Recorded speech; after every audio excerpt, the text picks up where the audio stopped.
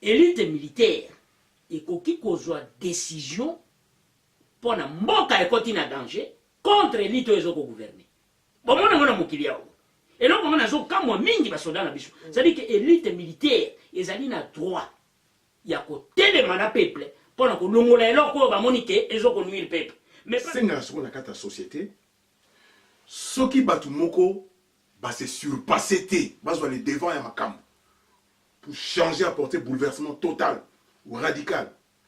Alors là, des hommes forts. Il faut qu'il y ait des hommes forts. Des bateaux mingi, la majorité silencieuse. Effectivement, ils ont un bateau ébélé dans le monde. Parce qu'on va kolobate. Pour baoyo basengela ki baloba, basa kolobate.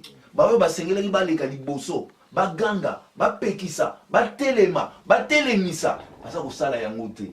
Na définition ya élite. Élite azali muto azali ko se distinguer. Aza ko distinguer pourquoi parce que azana ba valeur moko boye ou aza ko respecter. Entre autres, azana honnêteté, azana ba valeur morale, azali na excellence moko boye. Congo Synthèse. La synthèse des infos de la RDC, l'Afrique et le reste du monde. Une seule adresse. www.congosynthèse.com. Bonsoir Bandeko, Mote Sika Bozali. Bonjour ceux qui Bozali dans l'hémisphère Moussoussou ya Globe. Ça dépend place beaucoup ya Babiso. Et c'est mon mingi kozala na bino lisusu ndenge tozalaka na banza baloba mapamboli ezalaka kaka na mopepete ezalaka kaka na esprit te ezalaka pe na pembeni nzinga ndenge mapamboli na biso lelo ezali ndenge tokutani awa nzambe akumbama oyo ya biso nyonso nzambe lelo tozongi lisusu na basérie na biso ndenge tozosala baémission oyo bopesi biso baconseil bopesi biso bacritique bopesi biso babiloko ba proposition ebele. En tout cas, matondo na bino nyonso esika bozali et puis surtout matondo na ngonga na bino bozo kopesa na biso kolanda biso koyoka biso kotala biso vraiment toza nango na motema. Alors na ngonga lelo ndenge tozali awa na babingambe ndenge tolobaka ya mboka ya RDC tokosolola lisusu oyo etali susi tozalaka nango ya baye balakisaka nzela. Kolakisa nzela ezali eloko moko ya facilité parce que ezali na ba sacrifice ezali pe na makambo nango mingi esengaka mais ya boto kende tokobana nanu koyamba bandeko na biso oyo toza na bango na plateau ndenge nalobaka toujours na loboko ya mwasi ndeko na nga bokanga esali ya lino. Bonsoir. Bonsoir Ndeko Jean-Guy Kikamba. Juste 30 secondes, n'a pas n'amboka pour bayoka. Apesi bonsoir le sac on a biso nyonso. Tous tombe message depuis un moment. Cause ensemble bino musika biso awa musika pe mais na yebi ke kozali miso kofungama mato ya kofungama pour landa biso comme d'habitude. Matondo. Alors, na loboko na biso ya mwasi, na loboko na nga ya mwasi pembeni ya Ndeko Alino, loboko na mobali. Tozali na mpaka na biso mpaka Imam Omar mbote na biso mbote mingi na balandi boyenge pene toza kosala lelo mpona koloba bosolo na mboka Congo mpona lokuta ezali mingi na makambo etali Congo. Ndeko na biso Max mbote. Ouais, mbote mingi Ndeko Jean-Guy et puis mbote mingi na balandi biso surtout. Alors nasuka kuna na banza bosi bomona ki epe to bandaki ne série oyo ya biso ndeko na biso Kamanga Blaise ndeko olobi bon Na pesi lisusu merci mingi na ndenge opesi ngai occasion ya kokutana bandeko ndenge bozali awa pe ya kosolola na bandeko oyo bakolanda biso aza na eliki ete kokolisa biso banso mayele matondo. Alors bandeko ndenge to bandaki koloba na banza libanda eza nanu mwa mopepe toza na mboka ndenge mpaka Omar alobaka ya 4 saisons donc tokobundana nanu na malili yango mais bino mwa boyebi ndenge toshofaka ndenge eshofaka tokomeka kozala na lolenge oyo esengeli. Alors tobanda oloba kolakisa nzela ezali esengo soki ozali kokende na esika oyo esengeli oyo elongo bani oyo tobengaki classe élite. classe élite oyo tosalaki émission ya liboso oyo ezalaki émission introductive. Alors tosengi na bino soki bolingi bozwa mwa idée kozala na récapitulation nango tokosala quand même mwa synthèse nango awa bokende na www.congosynthèse.com, www.toleka.net, na www.ukcongovoice.com, et puis na banzela nyonso boyebi Facebook, YouTube, banini bokuta biso kuna na ba link nyonso donc na ba lien nyonso boyebi. Mais en bateau kende tokoki kozanga bongo tokoki kokende bongo te même soki balobi ke mayele ezalaka mingi mais tozongela nano mwa moke tokoyamba nanu ndeko bokanga apesa biso lisusu mwa idée moke ya classe élite ou bien bandeko élite ezali nini soki bakoki kozela nini na bango ndeko bokanga. Merci na kopesa nga maloba na koloba na lombango que tolobaki awa semaine poso oyo eleki que élite ezali bato oyo bazali choisi ou bato oyo base distinguer na misala na bango na eloko tongi toloba bato bazali choisi eli oyo babengi élite gouvernementale, bato oyo bazali na charge ya diriger l'État. Par exemple, le président de la République avec son état-major, gouvernement, ambassadeur, haut magistrat qui constitue l'institution judiciaire, wana bazali na kati ya groupe oyo babengi élite gouvernementale. Et puis oyo bazali distinguer na kati ya notion ya élite va distinguer zali par exemple bato oyo à travers ba misala na bango tokoza par exemple bato babenga bango ti ba savant bato bazapele musu ba sportif à haut niveau ba se distinguer na misala na bango tozape par exemple na ba les grands hommes de culture bata culture ba se distinguer na misala na bango neti muto asala ekeko ya fikin azali parmi ba élite na musala na ye donc il s'est distingué na musala na ye. Bon voilà ezalaki kopesa nini to kopeki pe na définition ya eloko nini babengi élite tolobaki que élite azali mutu oyo non seulement aza na ba diplôme aza na ba papier mais azali mutu oyo azali kosala la différence na côté ya ba compétence na ye en plus ba diplôme aza nango ba papier aza nango donc compétence na ye ne mutu eza ko justifier que azala akota na kati ya tozobenga élite. Bon évidemment na point essentiel au tolobaki yali que élite azali mutu oyo azali supposé azala désintéressé na chose matérielle oyo tolobaka bien na lingala que oyo etali mbongo atia mo pembeni na bosana parce que soki atie mbongo pembeni akosala mosala ne malamu akozala moins corrompu ba conflit d'intérêt ekozala te parce que asa éliminer côté wana ya mbongo.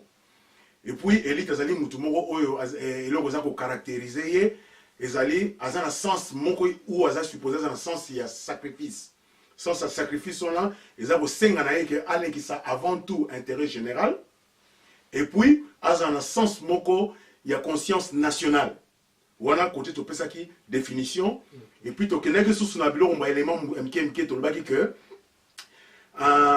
élite aza mutu moko aza na ba qualité oyo distingaka ye parmi ba qualité wana eza ko mema ya mutu ko renforcer mission na ye parce que élite a mutu moko il faut pour na musala na ye po ba ye ba kaza élite il faut se concrétiser na mission na ye mais wana ozala sûrement partie à question moto retourna mais na kolobaka na ligne moko mission ya élite il faut ezala amener à partir à ba qualité moko oyo ko distinguer ye parmi ba qualité wana savoir faire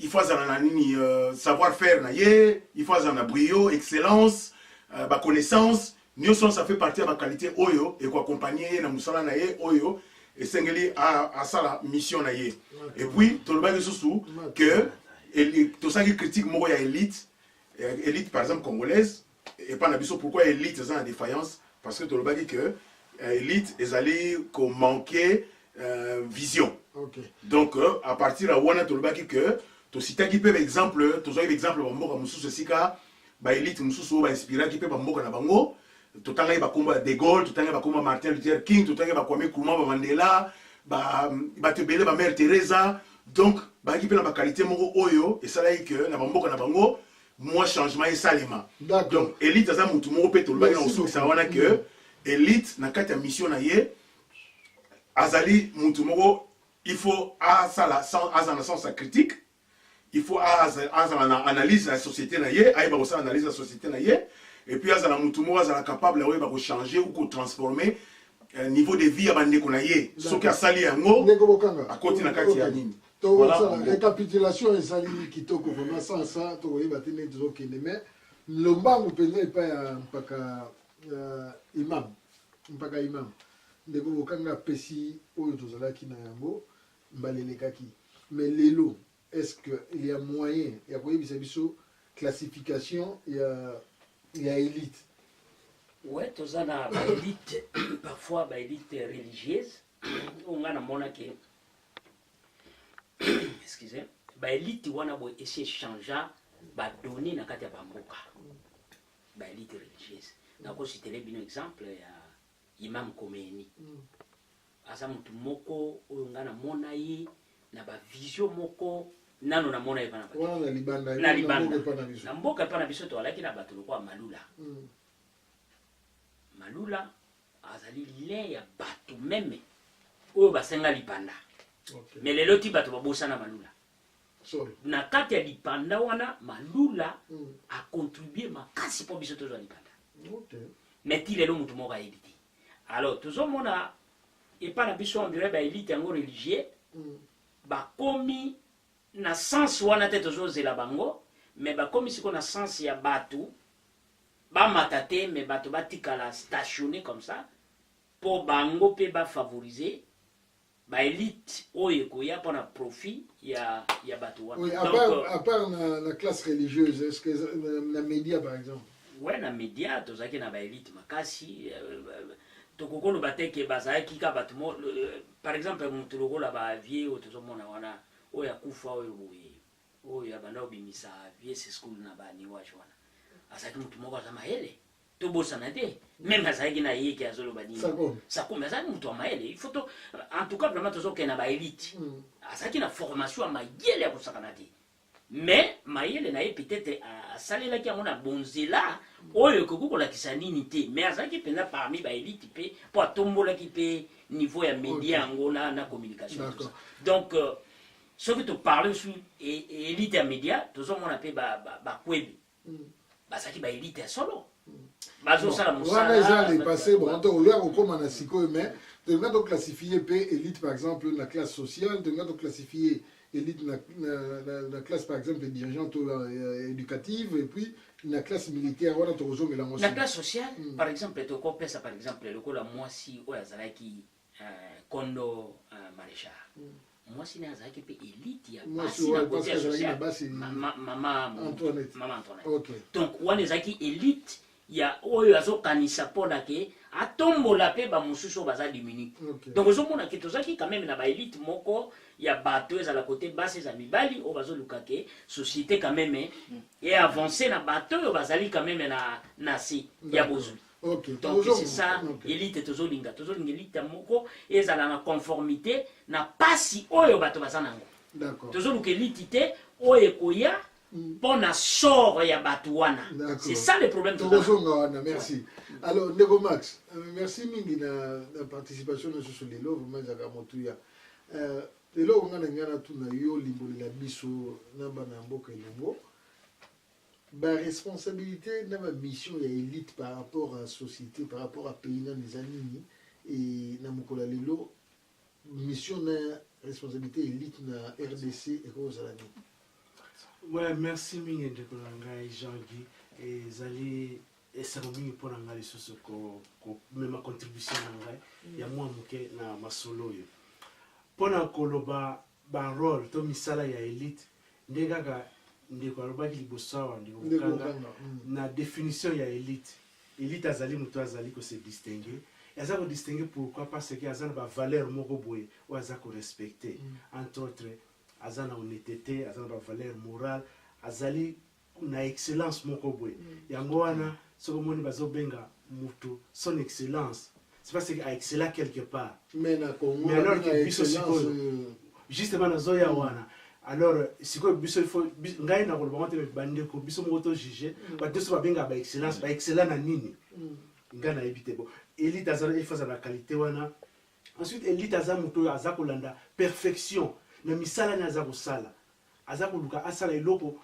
ya kitoko koleka bandeko nyonso to basala non pas pour abundisa bango mpona nini mais parce que aza na bakalite wana ezali naturel epa na ye. Ensuite eloko mosusu na ngai naboloba mwa moke na oyo ndeko bokanga alobaki élite okozwa wana sens mibale élite ekoloba motu moko élite mpe ezali groupe ya bato. Voilà, donc ça aussi c'est très important. Bon, si que mission na bango mingi, ouais, mission na bango ezali parce que na ba qualité na bango wana bazali. Alors bako bengisa bango, bako sangana sika moko yango siko basali classe ya ba élite. So ba élite congolaise, c'est-à-dire bato yo bazali bato ba se distinguer ba domaine na bango plus élite azana domaine nyoso tout ya société ko kanisa. Bango surtout ba sangisa bango sika moko basali classe moko ya élite wana. Et mingi siko na notion ya élite ekokoma ke bato plus baza ko se distinguer pesa suka jouer rôle moko munene na société. Donc benda bango soit ba nomination ba ni ba poste clé. Donc mingi ekoma ke bakoma na pouvoir jouer ba rôle moko capital. Yango wana élite mingi mona naka loko élite kaka pouvoir. Mais élite ezaka élite pouvoir tende to bandeko balobia wa élite mususu makasi ezali élite ezali ya loko par exemple économique. Élite financière. C'est ça pouvoir. Ouais, c'est ça. Finance tout ça pouvoir. C'est ça, ils ont pouvoir, mais pas toujours nécessairement pouvoir. Parce que monsieur dans le sens de diriger, ouais. Ok. Bon, monsieur pas c'est pas l'esprit entrepreneurial. Ayebi ko lukambongo, ayebi ko sala mbongo, ayebi ko botisa mbongo. Alors que pas na biso mingi to mona bato mbongo, ezali kaka mutu azana cash, azana cash flow. Wana babenge mutu mbongo. Mais mutu aza élite économique, élite financière, azana mutu ayebi ndenge na ko créer richesse. Ezate kaka azana diamant azana or lokwa mboka biso to anango mais ça que oyeba ko transformer yango ça oyeba ko salela yango ça ko botsa mbo wana pesa ali important. Donc et puis la ba catégorie musu to lobaki ya ba élite na mboka na biso to ko bossa na te élite traditionnelle ezali parmi ba élite ba catégorie ya ba élite le chef du village ba chef coutumier yango na zoko parce que yango ezali lié directement na famille na ba mboko yo ezali mingi lokola ba famille royale mais pas na biso ba kolo mboka ba kolo Congo tilelo ils ont ba chef coutumier. Ba chef coutumier na bango ba sangana, bango ba sala affaire.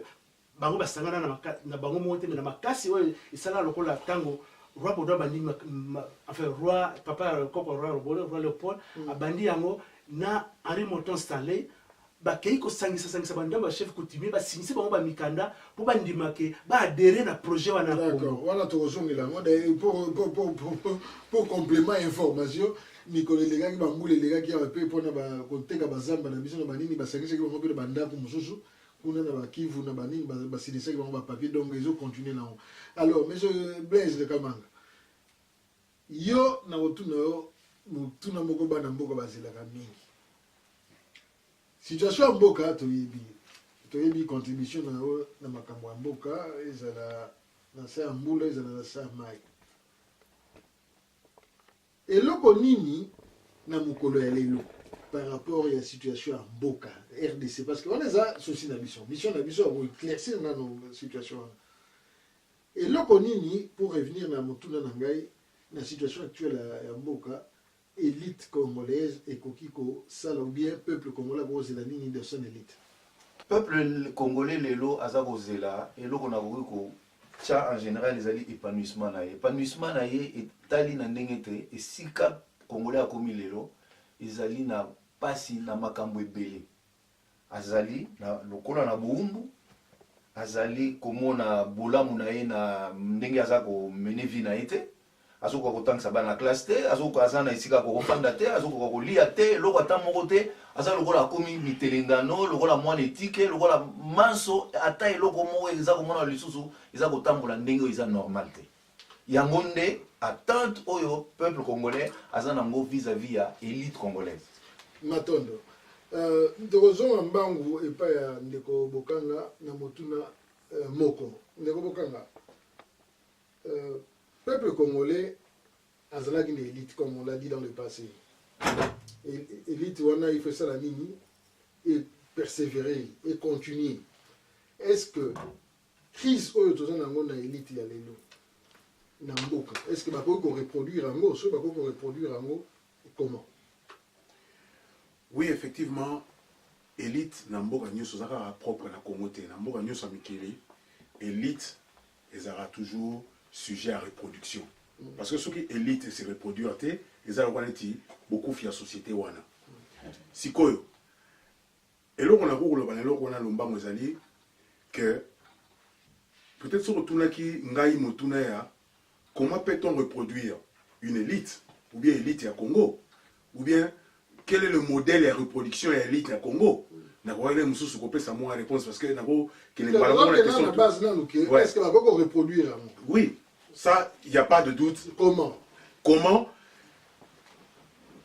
élite d'abord, il y a un moment de reproduction et élite, quel que soit le pays.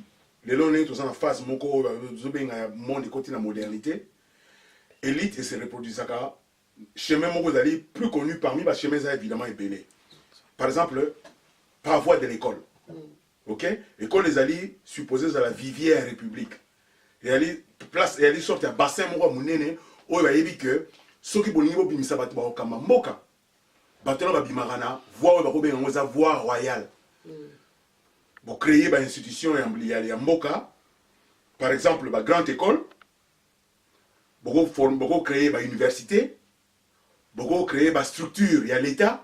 Où ils allaient pour former à la fois par exemple des technocrates, des mboka, des aussi va faire à l'État, fonctionner à l'État, une formation bien spécifique à l'État à travers la structure nautique au Loba. Et puis, tout ça sous un modèle que créer, que reproduire l'élite na biso zali, ndenge to loba ki awa, l'élite par exemple bimi se distinguer na ba capacité na bango. Tout ça, par exemple, tout ça, c'est un artiste. Artiste dans un domaine varié, il y a artiste. Tout ça, c'est un homme de culture. Parce que nous sommes excellents dans un domaine précis, tous ces gens-là, ceux qui ont canalisé l'énergie, ceux qui ont canalisé l'intelligence, ils ont dégagé. En tout cas, tu ici, il y a un schéma classique. Où ils vont conduire à faire un moka, il n'y a pas de raison que si mbaté. Na couper cet exemple mo ya suka na motuna na yoana na zongi solo maloba baloba ke makamusu bino soki boyebi ko sala yango te il faut bo se référer na bato basala ki yango vambino société nyuso ka ndengo na mutu mo créer raté ils ont toujours na mutu mo bandaki ba o bayaka sima ba se référer na batali boso na couper cet exemple mo ba exemple c'est belé na suka na moko na France et ça na mutu mo oyo et ça la grandeur na ye. Grandeur na ye et meni grandeur ya pays mobimba. En la personne ya général de Gaulle. De Gaulle a bimi na Vivière République. C'était un militaire formé.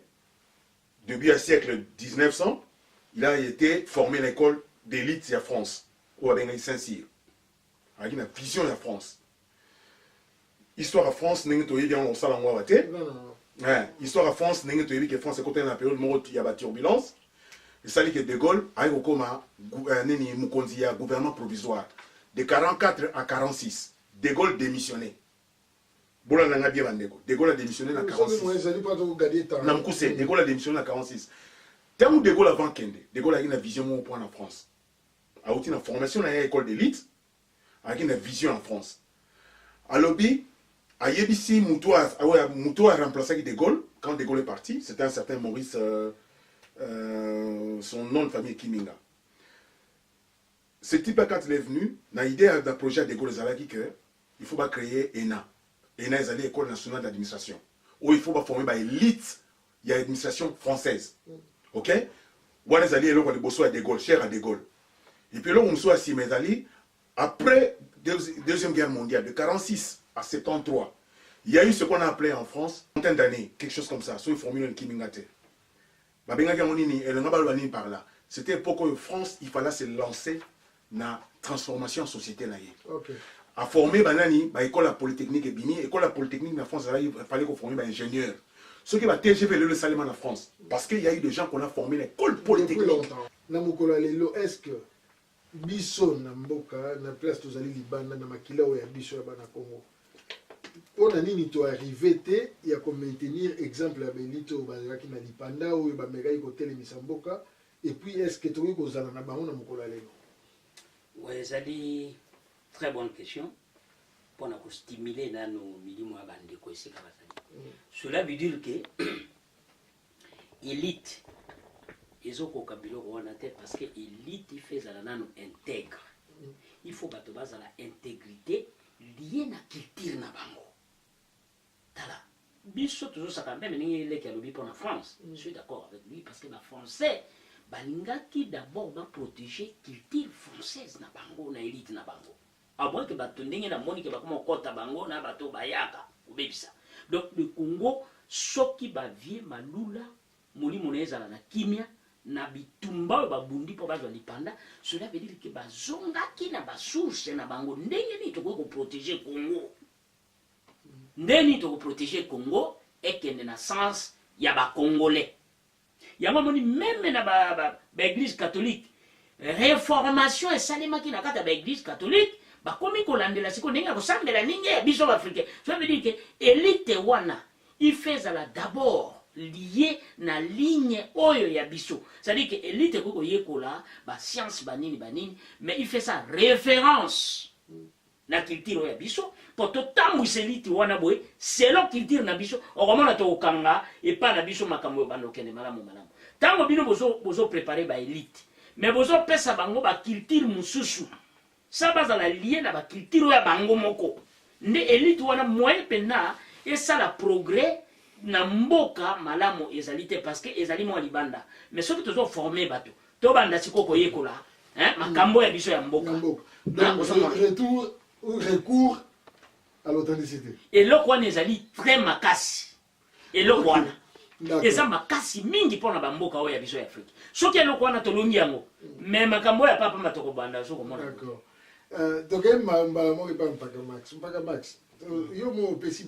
qualité responsabilité ya classe élite nakende na exemple moko soki eza na élite mosusu oyo mpenza mboka koza nango posa ou bien besoin ezali oyo edefendaka peuple na politique oui bamanipulaka makambo ebele politique toyebi mais oyo ezali défense ya peuple donc élite militaire na yo est-ce que tozala na élite militaire na RDC parce que tomoni bitumba esilaka te na RDC est-ce que lelo soki toza na élite militaire eloko nini élite wana ifo esala mpona mboka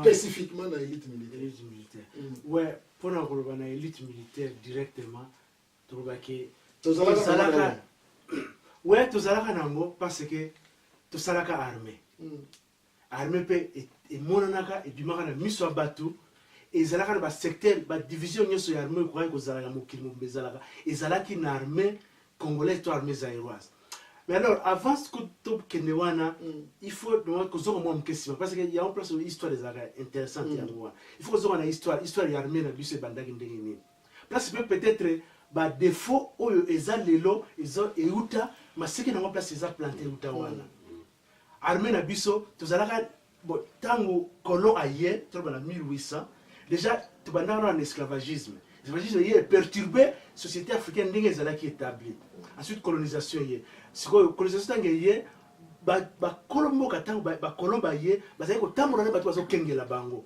bato bazalaki kokengela bango bazalaki na minduki bazalaki na nini bango baformaki lokola force oyo ekengelaka bango yango mpe esalaki lokola force publique genèse nango yango wana alors soki conflit ezalaka entre bamilitaire na biso to bapolicier na biso na civil alors tala peut-être source nango ntango eutaka parce que mundele azwaka ye mpo akengelaka ye e anyokolaka bandeko na ye e mpona katanga kende mosika te okoloba wana ezolakisa crise ya élite ya Congo na biso et crise wana eza kaka élite militaire te mais crise ya élite en général élite en général pourquoi parce que ntango tozwi lipanda Congo ezalaka préparé te mpona kozwa donc élite ezalaka préparé te élite na biso ezalaka banani oyo tobengaka baévolue donc quand on parle ya élite congolaise première élite aza nano évolué na aza nani eza te moto atangaki mingi d'ailleurs bazalaka mpe kutu te parce ntango tozwi 60 diversité azalaka moko na mayele na ngai soki peut-être bandeko so bacontredire nga bakoki koloba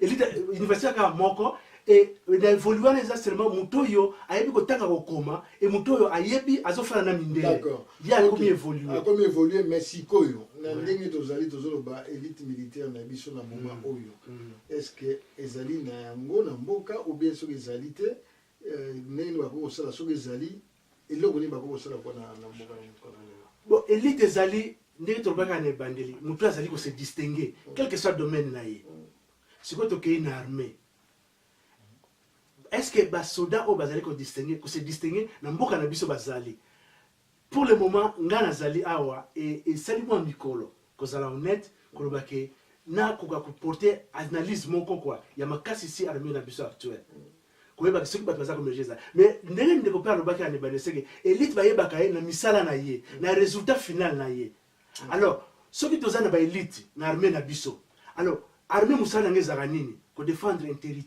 intégrité territoriale ya mboka mais alors soki toza na baélite na armée na biso pourquoi bazokoka kodéfendre intégrité territoriale na biso te bazali mais pourquoi bazokoka kosala yango te d'accord motuna wana ezali mpona bana ya mboka tokozongela yango tokende nano epai ya ndeko kamanga tozwi awa na babase nyonso epuis na baexemple tozwi awa ke élite se préparaka souvent bazongaka nanu na nini totali même na Chine bazongaki nanu na bana et même on a rasé même basystème akobota ebele mpona bana babanda kokende na droiture.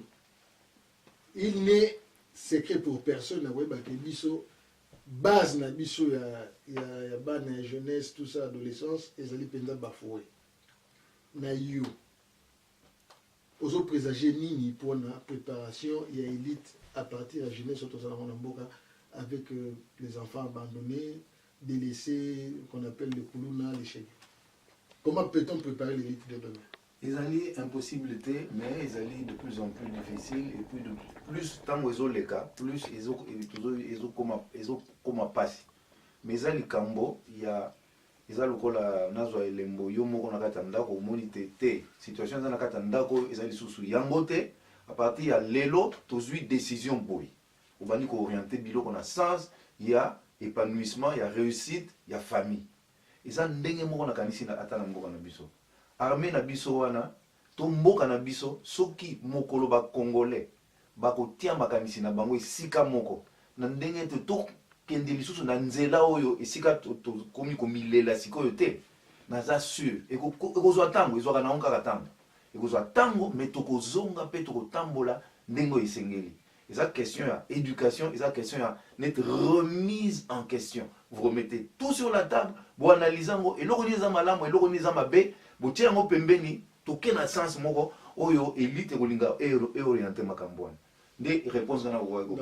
La robe aksamke na onde ko kamanga. Na koloba tout simplement aussi que en clair l'élite pour s'épanouir ou même pour faire épanouir Bandékonaye, on a besoin d'un cadre moral institutionnel par lequel les valeurs et les règles, il faut les respecter.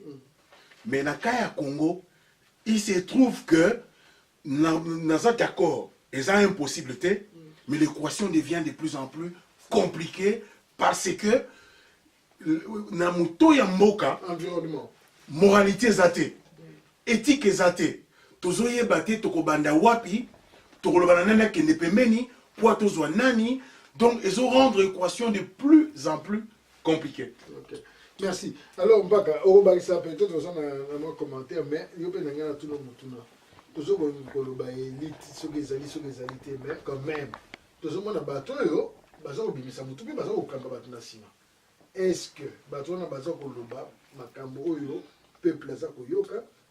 Est-ce que le peuple ango aza koyoka bango to aza koyoka bango te bazolo ba malamu to bazolo ba malamu te peuple aza koyoka to aza koyoka bango te oyo teni politiquement économiquement ou bien militairement vraiment donc en tout cas élite oya Congo pour le moment on dirait peuple azo yoka bango te élite oya Congo le peuple azo yoka ezali bato oyo babimi na cercle vicieux ya bato bazo ko diriger Congo c'est que peuple akomi koyoka bato oyo bazali te na kati élite wana. Bon, ayebi yango parce que batambwisi peuple wana ta na ndenge peuple alingaki. Donc élite oya Congo lelo tozo mona. Ils a susté na pouvoir ya peuple ayoka yi. Parce que azotambwisa malamu te. Parce que peuple azali wana, omoni peuple azali wana ndenge tolobi aza souverain. Donc élite uta kana peuple.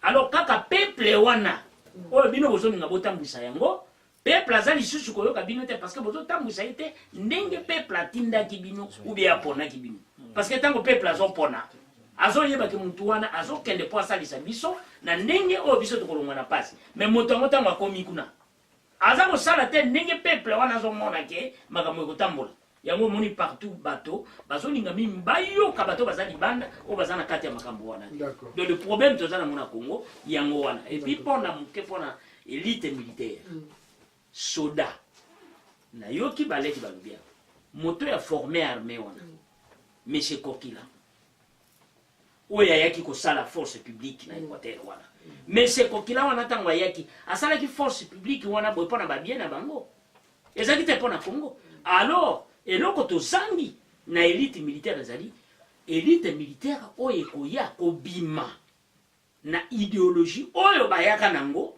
ke bakengelaka biloko na bango mais yango ekoya kokengela bato na ye mboka na ye bafrontière na ye élite militaire oyo ekoya na makanisi wana ke amona peuple wana azosala mpo na bango wana nde élite militaire oyo ekotia armée na biso na bosolo et puis na kodefendaka mboka wana tina suka nde eloko tozozi nambanza ndeko bokanga lingaka bakisa point rapidement naloba ke c'est vrai que na baélite nyonso parce que pension ezongelinga siko na baélite nyonso tosita baélite bakobima partout eza lokwa bachampignon ekobima partout mais eza na élite moko eza incontournable il y a ce qu'on appelle le pouvoir politique parce que pouvoir politique ndenge tolobaki awa yango ndenge toza na responsabilité ya kodiriger c'est que le pouvoir politique rôle na ezali na mokuse ezali na koyeba ko gérer espace socio-culturel pouvoir politique ezali ko organiser administration ya cité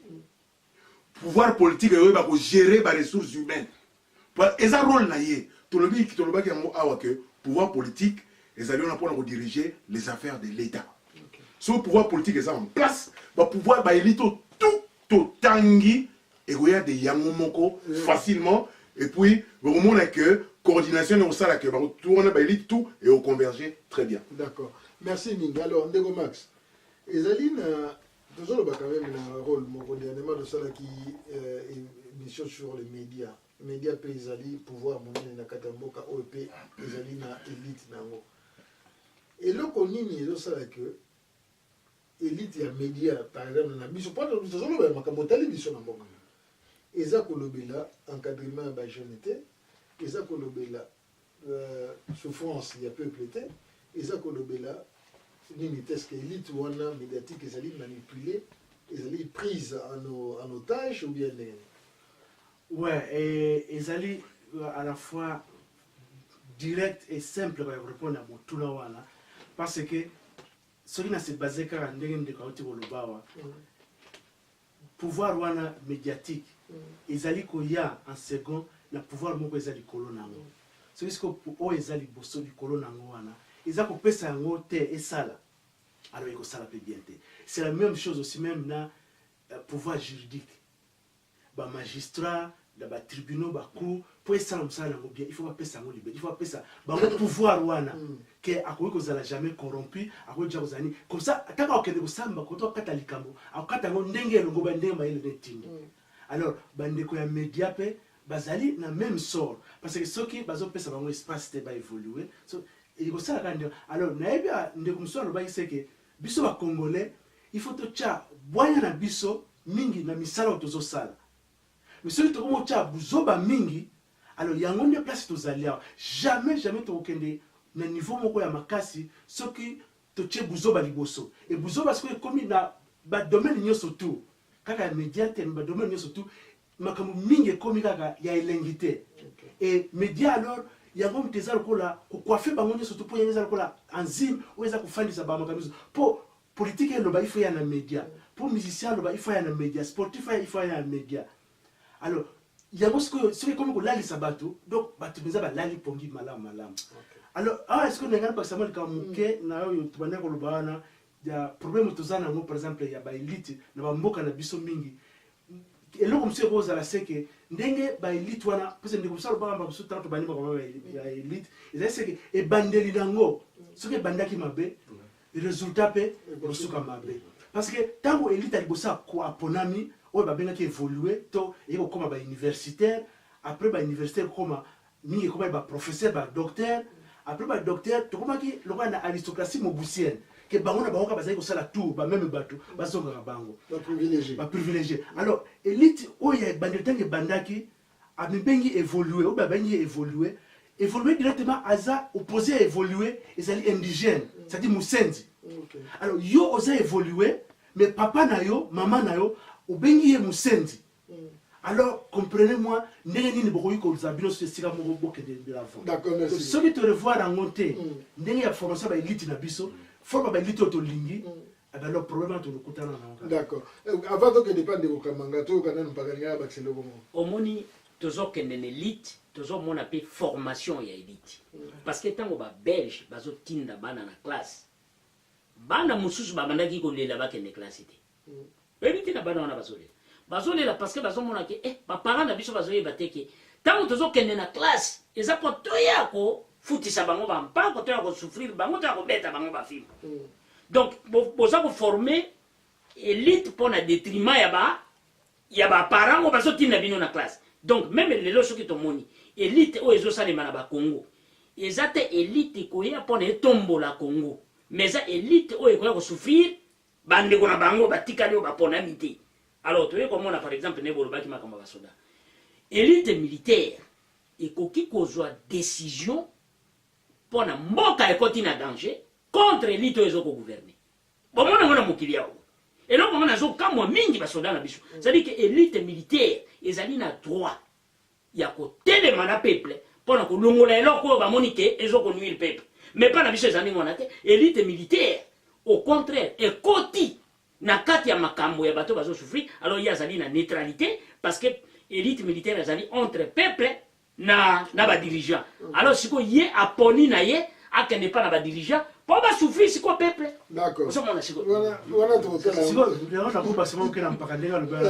Parce que solution ezali et solution na ezali c'est solution kalaté. Donc to ke na pas ndeko kabanga tozo parler mingi ndeko bokanga lobiawa ce que ezali na classe mingi oyo même ici dans le monde développé ezali surtout la politique, la classe politique. Biso dans la classe politique tozwa ezala na pouvoir ezala na opposition ezali na ba tête oyo ceux qui bango ba lobby ba bayokaka.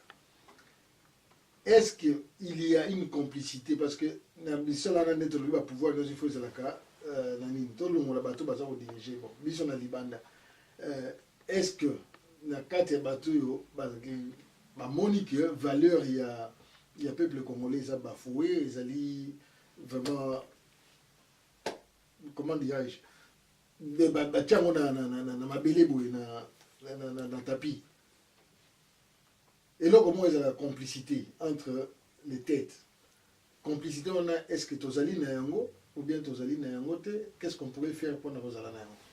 On pourrait bien croire qu'il y a une certaine forme de complicité à partir du moment où Balo Baraté, ceux qui sont plus conscients ou bien ont l'habitude de qui au salissa, au dans la situation, où ils ont tout à danger, tout à libungi, aux zongi ça y est, ceux qui sali à moté, ou comme responsable. Je crois que tu perds sans sa responsabilité et puis intégrité, ils ont les sous-soutés, ni intégrité, il y a honnêteté personnelle, mais même honnêteté vis-à-vis des autres. Tout le monde est devenu, excusez-moi, globalisé pour étalibiso banso. Moutounion so akomi na libungi, na libebi. On est devenu malhonnête. Tout le monde trompe tout le monde. So qui moko ko telema lisusu liboso baningate, po kamba baningate. Mais si les toko ma nulle part. Ezali extrêmement important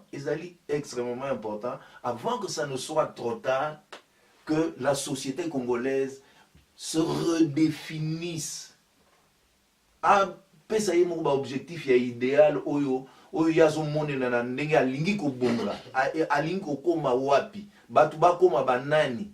Effectivement le fait que to tabla ki na société oyo ya exploiteur oyo ya ki liboso ayaki pona ko exploiter tozalaka batu tozalaki vivre na ndenge na biso ba organisation sociale ezalaki mingi à la fois peut-être clanique tribal et ainsi de suite oyo ya ba chefferie mais pas dans le sens ya nation wana effectivement ça mundele mutayaki nango mais mundele ayaki a orientaki on a ndenge ya ba intérêt nae ça on ne peut pas en discuter et il a tellement imprimé ça na kati ya mutu na biso de telle manière au moins na tilelo soko moni façon policier to militaire azwaka to munduki to matraque po abeta ndeko na ozomona lokola azobeta niama azosalisa ye na ndenge azongisa ye na bolamu te azosalisa po ndenge tala expression civil azali balobaka civil azali monguna mais alors à partir du moment civil aza monguna et soki kaka na civil aza monguna te soki na police te et soki tina l'homme public l'homme de l'état qui considère que oyo aza na position na ye te celui-là doit être exploité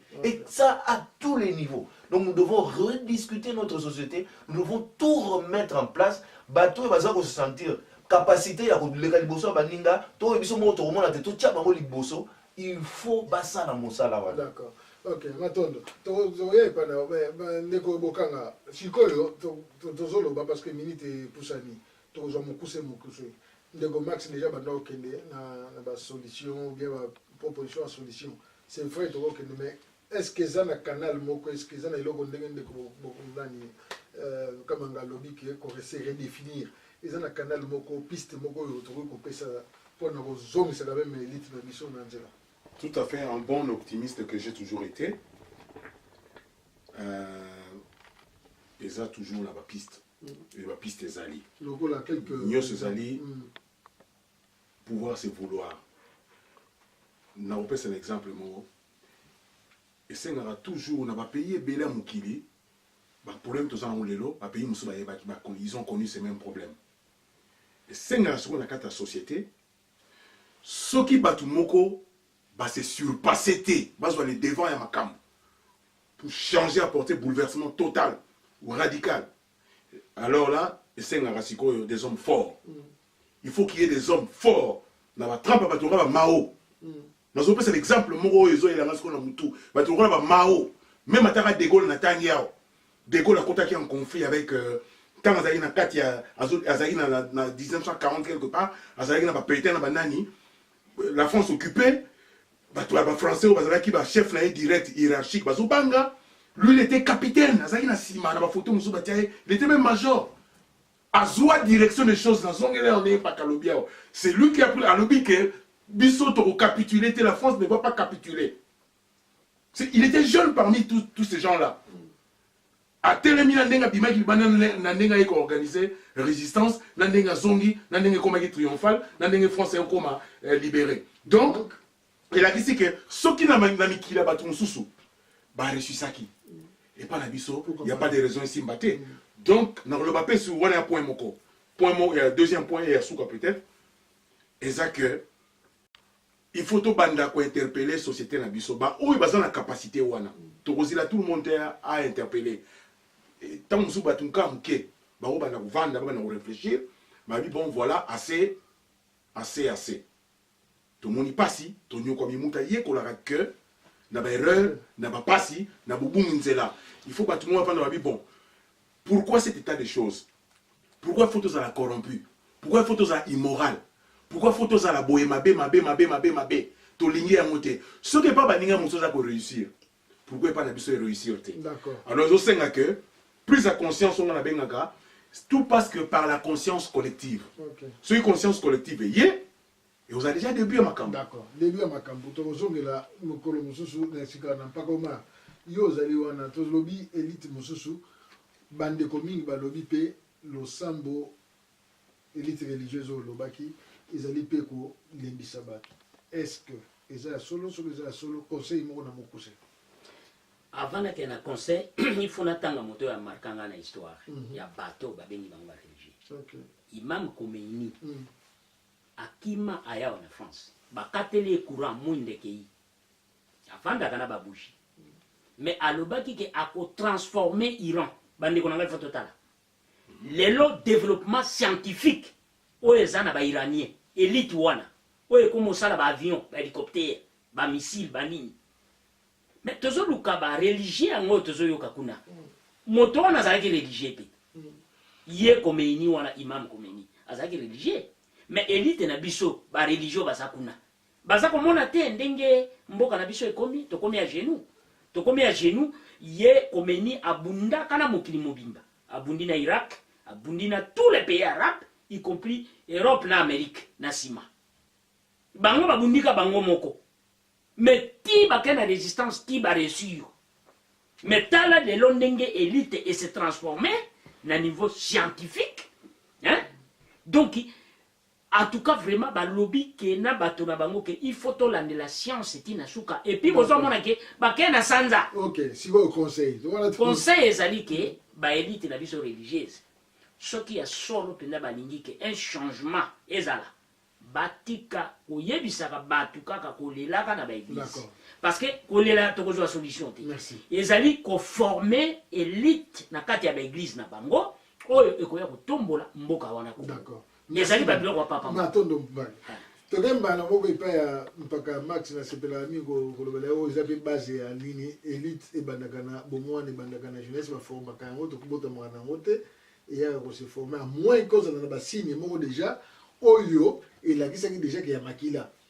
Sikoyo même ezala na mboka ezala awa na libanda yo zali mokambi ba jeune eloko nini biso na RDC to sala biloko na ba jeune to former élite nango même kaka awa na libanda to banda na biso tina mboka na mukuse.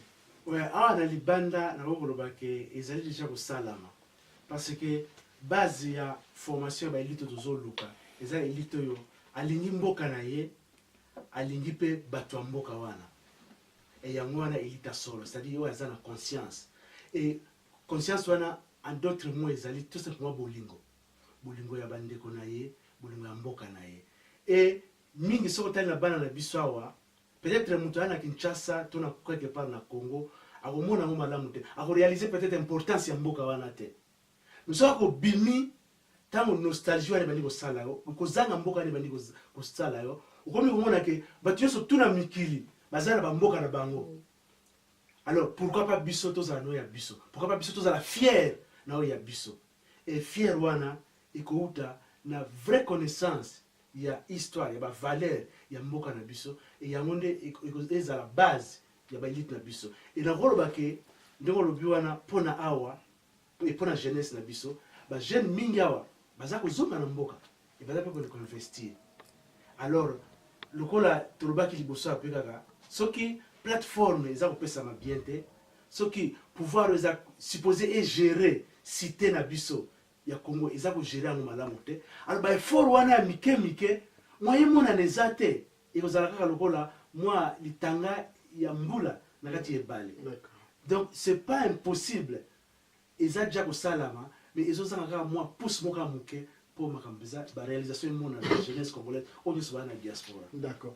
Merci mingi. Ndeto ke ko shukisa ipa ya mpaka kabanga to moni awa yo pe motolobaki yango que quelque part to héritaki pardon na élite moko boye quelque soit ba histoire bani quelque part to déraper mais sikoyo na moment oyo lobaki conscience ezonga mais pour conscience ngo ezonga biso contribution na biso ekoyi kozala nini pona élite wana ezonga lobi na mboka.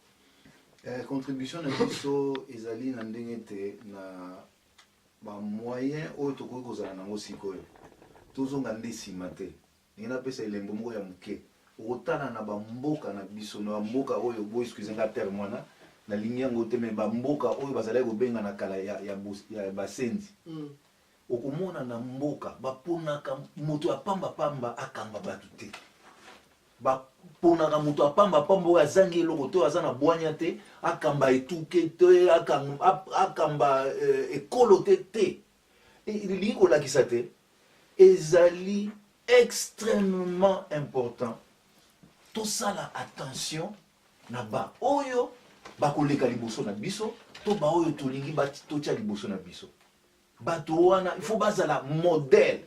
Faut bazala modèle baza ko refléter ba aspiration na biso. Soki lelo toza ko mona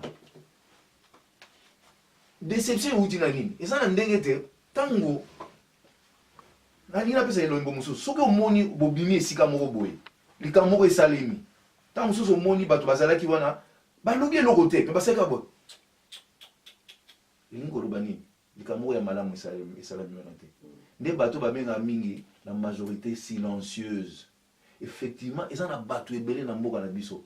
Baso ko koloba te. Po ba oyo basengela ki baloba, basa koloba te. Ba oyo basengela ki baleka liboso, baganga, bapekisa, batelema, batelemisa, basa ko sala yango te. Yango na tokomi mitelengano.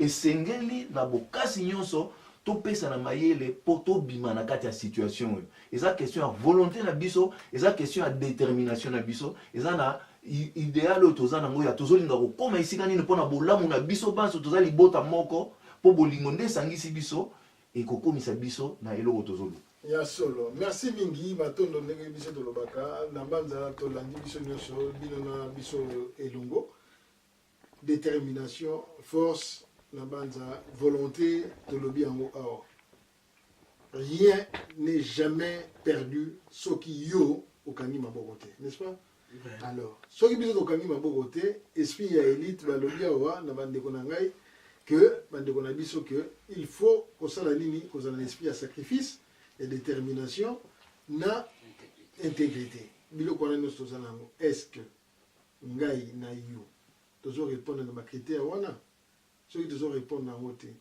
eloko nini tokotika lobi mpona bana bakoko na biso surtout mpona RDC wana ya biso même soki tokei mitelengano me makanisi na biso makila na biso eza toujours na mboka alors tokanisa yango mpona mbala ya nsima nde tokutani mbala ya nsima na bopeto nyonso na bosembo nyonso mpe na bolingo nyonso totiki bino motondi merci na bandeko na ngai nyonso bazalaki awa ndeko bokanga mpaka oma ndeko na ngai Max Ekoli na ndeko na ngai Blaise Kamanga na bino lokola Jean Guillaume micro nde tokutani mbala ya nsima na caméra toleka.net na comosynthèse.com avec assistance de convoice.com merci.